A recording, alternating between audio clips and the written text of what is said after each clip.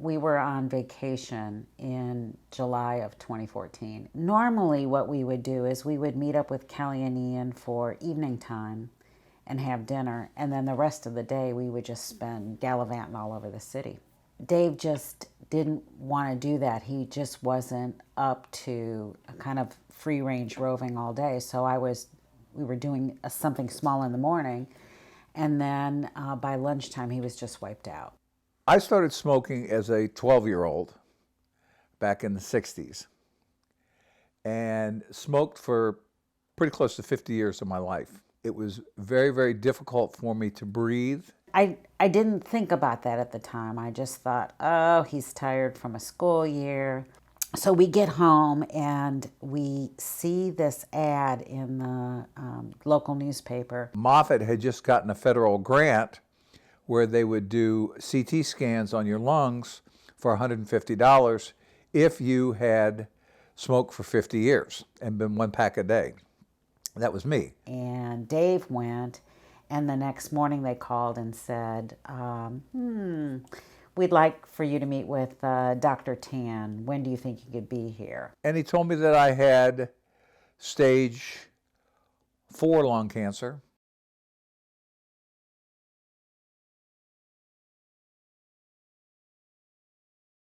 This would have been July of 2014. He had successfully quit smoking, I think, maybe in March of that year, March or April. My wife and I coming back from Moffitt, we stopped at Village Inn and had breakfast, which we didn't eat. And that was pretty much, for me, that was the only time I cried. We made a pact driving home from the hospital from the first diagnosis in August of 2014 that we were going to live as normal, makes me teary-eyed thinking about it, as normal as a life as we could, and we would give cancer its space in our life, but it would only get some space, because our lives are so much more than cancer. Treatment options aren't as good at stage 4 as that they are at other stages. So they were trying to figure out, what are we really looking at here? So one of the days in August that I'll never forget is we were told he was going to have a liver biopsy. Started doing tests. You know, they're poking and prodding, going down through my throat to check my liver because they think there's cancer in the liver. Dr. Tan, normally he was sort of quiet and methodical, but he just seemed to be flying around the room that day. And he goes, plans have changed. You are not stage 4, you are stage 3. And I remember leaning in and going, I know the answer, but I said, is that better? And he said, yes, much better, more options. So then they put me into a regular treatment. I was doing radiation every single day, 5 days a week for about 6 weeks, I believe. Chemotherapy, I did 4 chemotherapy sessions, which were pretty much all-day sessions. Prior to my radiation, I would take a pill 30 minutes beforehand, which was the clinical trial, and then I would go right in for my radiation. You go into radiation, and about 2 to 3 weeks into it, it's like you get hit by a train. And I actually saw that happen. He sat on the couch one day and he said, I am totally exhausted. And it just happened. So what I did early on was I knew that he liked steak and eggs. So as many mornings as I could before I left for work, instead of,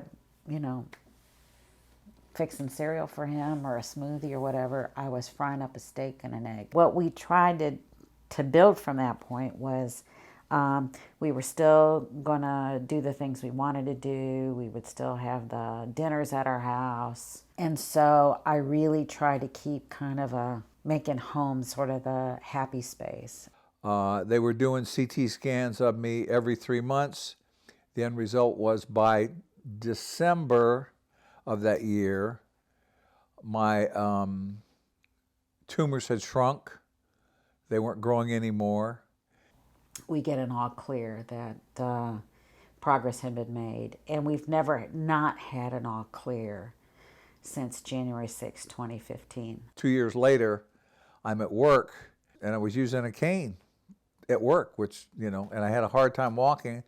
And I had a nurse friend of mine who was at the very end of the hall, because I taught middle school, And she saw me coming down and she said, "You got to call your wife, you got to go to the hospital." So we went over to St. Joe's, and Doogie Howser was the attending physician in and he was just trying to do his level best not to give us bad news. And Dave goes, "There's a tumor there, right?" And he goes, "Yes, sir, there's a tumor there."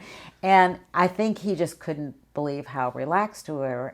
My wife called Moffitt. They transported me in the middle of the night and then scheduled me for brain surgery. So the surgeon that's doing the brain surgery just has this beautiful head of hair. And so the first thing Dave and the guy are talking about is their hair. And I'm sitting there thinking, okay, you have a metastasis to your brain. This is serious. And you were talking about hairstyles. All along, he kept saying, this surgery's not a big deal. Dr. Atami will be performing the surgery, but this surgery's not a big deal. Fortunately, the tumor was all encapsulated. It hadn't spread to the brain. So they basically popped it out, vacuumed up, stitched me up, sent me back upstairs. They literally called me 45 minutes into the surgery, and Dr. Atami goes, "Hey, it went great. It popped right out." He goes, "I hardly had to cut." He said, "He's doing great. We're stitching him back together. He'll be back in the room." I get to go back. He's opening up his eyes, and he's got this bandage here, and I just thought he's going to say something like, "Oh, I'm just so happy you're here." What I get is, "How does my hair look?" And I'm like, "Really, dude? This is where we're going with this?" They're talking about hair again, how nice his hair is coming back in. And I said, "Time out. Why?" And the guy said, "I see so many people who have to shave their heads from chemo, who have to shave their heads from surgery. I refuse to do that because if you can save your hair, why wouldn't you let that person have what they think is normal? It's just one less thing to think about." And I thought there was a lot of wisdom in that. It's been about 7 or 8 years now since I was originally diagnosed with lung cancer. And because of the brain, they staged it from a stage 3 to a stage 4. And the survival rate for lung cancer at a stage 4 is about 15%. Turns out he was the first person diagnosed with lung cancer as a result of that instrument. Had he not been there at that time to start the process of treatment, he probably would have been dead by the next spring. At the beginning of every school year with all of my classes, talk to them about cancer, talk to them about my brain tumor, talk to them about the lung cancer, talk to them about the effects of smoking. Whatever you think is okay was not intended for your lungs. And you may be 30, 40, 50, 60 like me. Eventually it's going to get you. So you really need to think about what you're doing. So I'm hoping if I just help one kid not smoke and not get lung cancer, I've kind of paid back and served my purpose. Our story is just a happy one. And I know for many people, it doesn't turn out this way.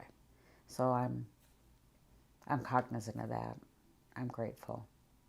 In a really odd way, it's made life better in terms of being grateful, enjoying the moments. We go through life and we think that we're looking for the big stuff, and big stuff happens. But I am now convinced that the meaningful parts of life are really the small things. I've learned to embrace the small things.